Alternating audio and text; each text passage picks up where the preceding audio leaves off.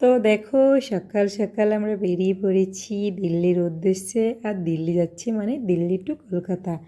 তো ছেলে আর আমি বেরিয়ে পড়েছি কলকাতার উদ্দেশ্যে। আজকে আমরা যাচ্ছি বাড়িতে। আর আমি তো হরিয়ানাতে থাকি, তো এখন হরিয়ানা থেকে দিল্লি স্টেশনে যাব। তো ওখান থেকে ট্রেন ধরবো। তো দেখো প্রচুর কুয়াশা, প্রচুর ঠান্ডা এখানে। আর ভিডিওগুলো আমি অনেক দিন আগেই বানিয়েছি, তো কোনো কারণে আমি এগুলোকে পোস্ট করতে পারিনি, তো সেই জন্য অনেকটাই লেট হয়ে গেল পোস্ট করতে। তো চলো গল্প করতে করতে পৌঁছে গেলাম দিল্লি। তো দেখো চলে এসেছি।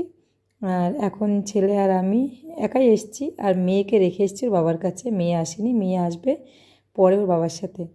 তো এখন এখান থেকে ব্যাগ নিয়ে নেব, ব্যাগ নিয়ে আমরা চলে যাব। দেখো আমরা চলে যাচ্ছি প্ল্যাটফর্মে। তো ওখানে গিয়ে একটু বসবো, বসে খাওয়া দাওয়া করবো, তারপরে আমরা ট্রেনে উঠবো। তো আমরা তো ভীষণ খুশি যে আমরা দুজনে এখন বাড়ি যাচ্ছি। আর সবথেকে বেশি খুশি যে আমরা কাউকে না জানিয়ে বাড়ি যাচ্ছি, কেউ জানে না যে আমরা বাড়ি যাচ্ছি।